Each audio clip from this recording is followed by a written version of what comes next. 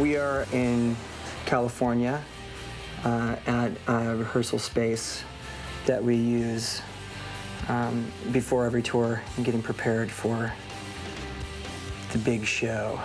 We're still getting ready for the first tour, which we start in South America and then we go to Europe.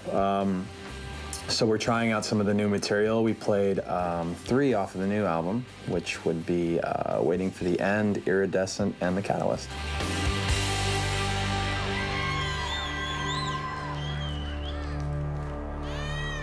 All right, guys, let this be the catalyst of a great touring cycle. All right. Hey. The awkward, like, nope, that's all I can. Right back in. I can't. Like we never missed a day. Yep. It's just right back to where we were when we left the tour off the last time. Well, I think the best thing to do is probably try to not expect anything, to not go into listening to the album with expectations other than I hope the songs are good.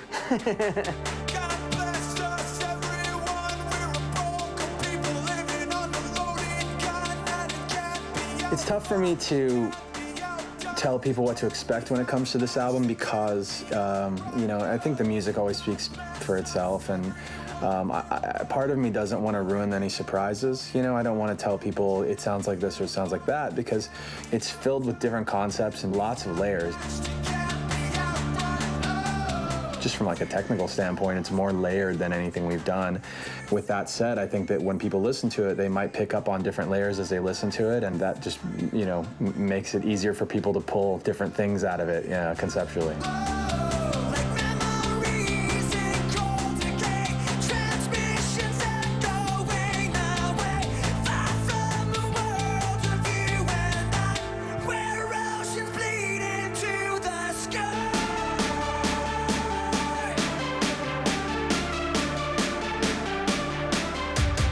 I think is the most mature album we've ever made. I think that it's the most challenging record we've made. You know, there's some technical stuff on the album that's challenging, but I mean challenging in the sense that we really approached the song arrangement, the writing of the songs, lyrics, melodies, in a much more free mind and free spirit kind of way. And we didn't get caught up in trying to construct songs that really fit, you know, what our formula, so to speak, is in terms of writing. And by doing so, we really, I think, allowed a lot of elements that have always been in our music to take more of a upfront role.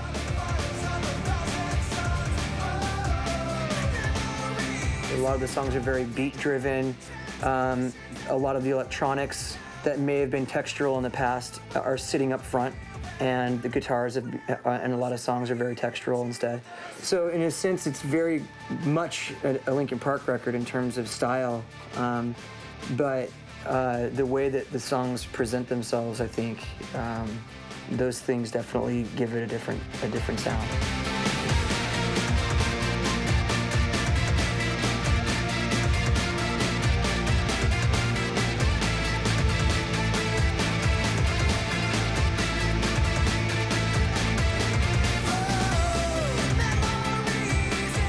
The reason why I think The Catalyst works as a lead single is that it definitely offers up a different taste of Linkin Park.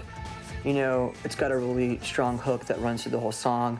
It does fall out of the norm a little bit in terms of the structure. You know, it really changes tempo and changes emotion, you know, 2/3 of the way through the song.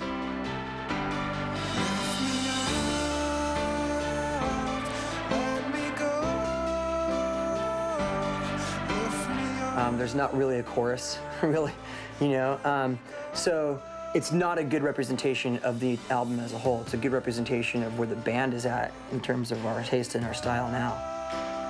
But it's kind of, I would liken it to picking a chapter in a book and reading the chapter and then going, oh, I know what the whole story is.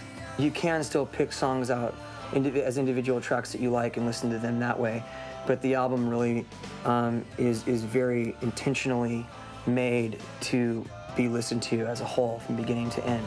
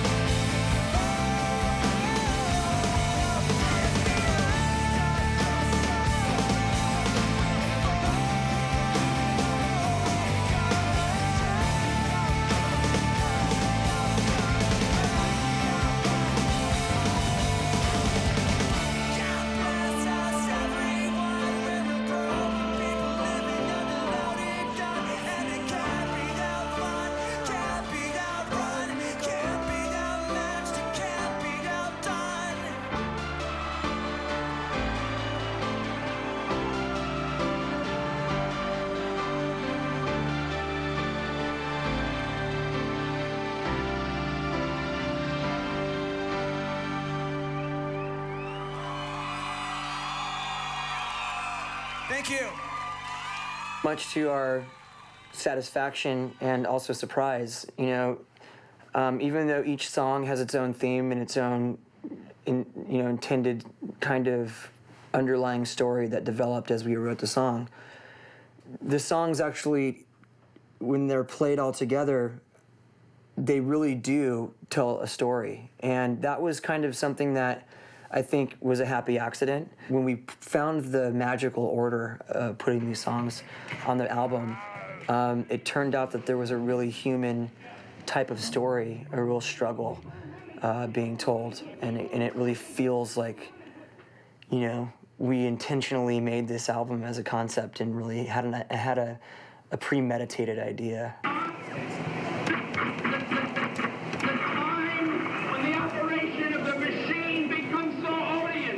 Like when I think concept record, I think Tommy, or I think The Wall, or I think like, rock operas and stuff like that. And this isn't any of those things. It doesn't have a singular narrative with a conflict and resolution. It's more built on, just various loose concepts, and it evolves over the course of 48 minutes. So that is to say that it's kind of more abstract than it is narrative.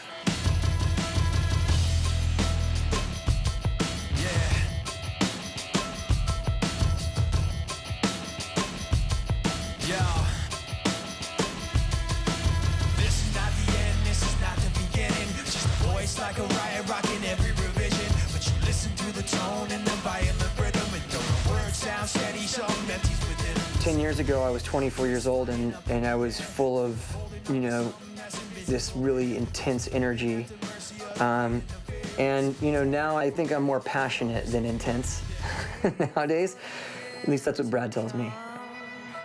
Wishing I had strength to stand. The things that we want to do as a band have changed, We intentionally want to change our style. It's just that we don't want to repeat something we've already done. Any kind of song you make, any decision you make as a band, there will be people that love it and people that don't. And I mean, for us, it's really important right now to just keep ourselves happy first and foremost. When we were doing Hybrid Theory, it was fresher to us. Like it felt really new, and we thought we were doing something different with the stuff we were working with. As time's gone on, that's no longer new. It's not new to us, it's not new to anybody else. Like it was a moment in time, and we really loved that moment in time, but to go back there at this point in our career, like just today, I don't mean now and forever, I just mean right now, just doesn't feel exciting. So we're just trying to push the envelope and do something that's fun for us.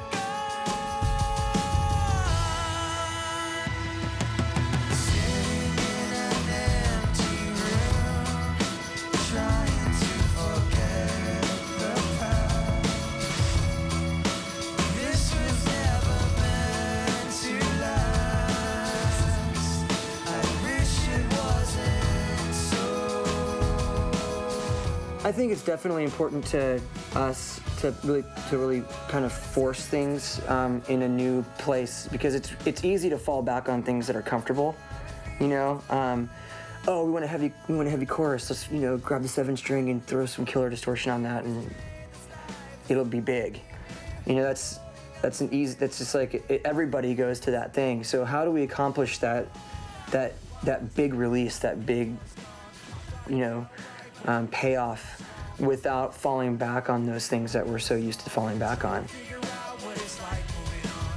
As long as you're making music that you love and the band feels comfortable and confident in that track, then that's what should be written. The hardest part of ending is starting again.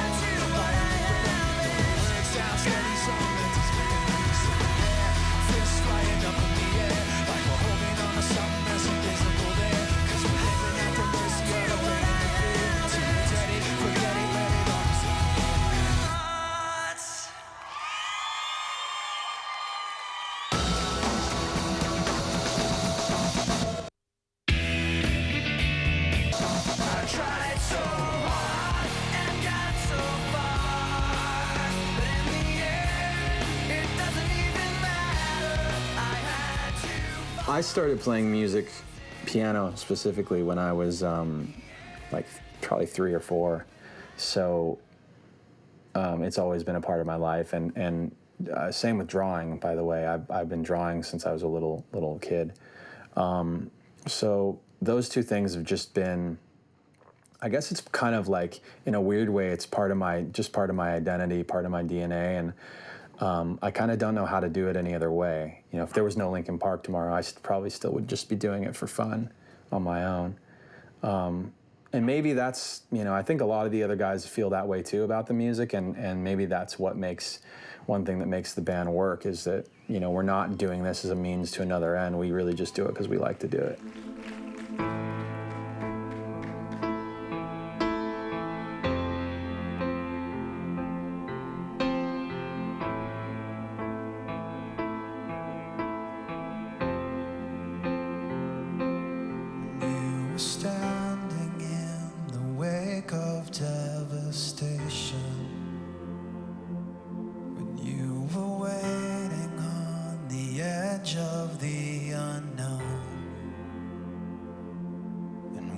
The cataclysm raining down, insides crying, save me now.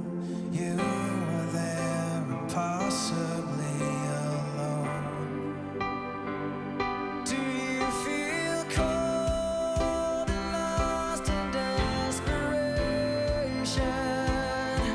You build up hope, but failure's all you've known.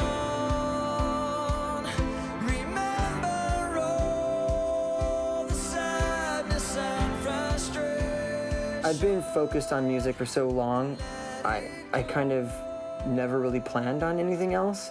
Basically, I'd come to the conclusion that I hated all the bands in Arizona because I felt like our scene in Arizona was pretty weak at that time, and no record company is going to come to Phoenix, Arizona to find new music. So I was like, okay, I need to actually like pay my bills and think about like being like what in my opinion would be normal, like a normal 9 to 5 and plug away. And that was like super depressing, you know. I knew when I got the tape with these kids making this music that was really awesome, and they needed a singer, and I looked at my wife at the time, Samantha, and I was like, this is it. Like, I'm gonna go quit my job and move to California.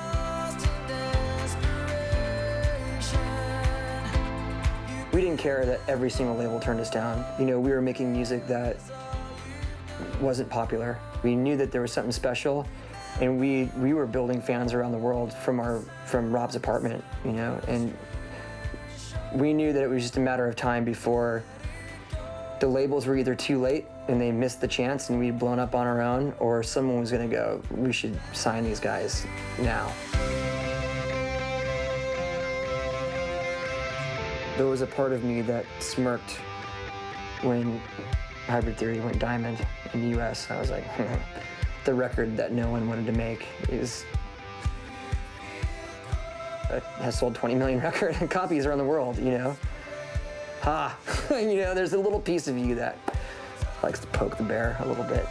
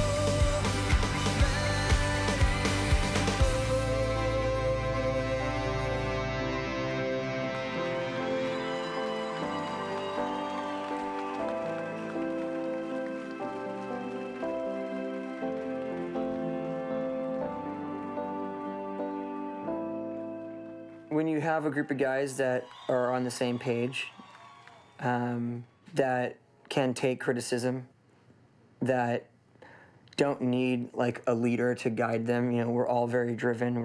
We all can talk and communicate. We don't really. I don't think we've ever had there's never been a yelling match in our history. Pooch, how was that in comparison? Better. Is it better? Cool. It felt good. Yeah. My piano was better on that one. You know, if we don't like something, we can tell somebody I don't like it, and, you know, I just don't like it, let's do something different, and it's okay. The fact that we get along better the longer our career is something special. So, and also, you know, I think that Mike Shinoda is an amazingly talented songwriter. Things like that help. You know, having guys that can actually write good songs in a band usually is a good thing.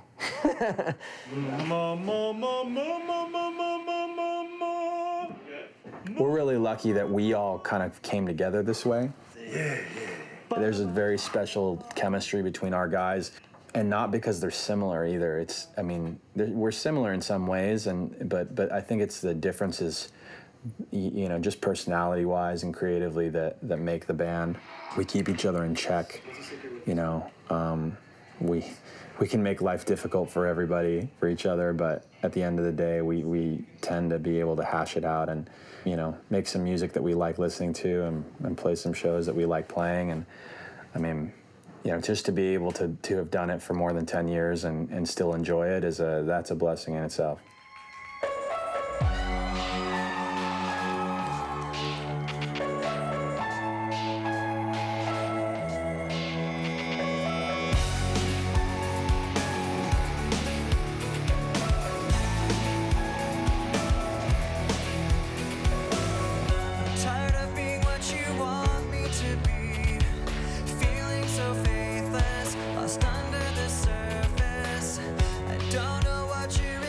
We dreamed of success, you know, not in the way that we've gotten it. Our success has far surpassed any of our ideas of where we could have possibly gone. It's just amazing to stand on stage and look out and see a whole crowd of people just like jumping in unison and like singing their hearts out. That's what, I mean, where else in the world, karaoke bars don't count, but where else in the world do people go and just let go so completely than at a rock show?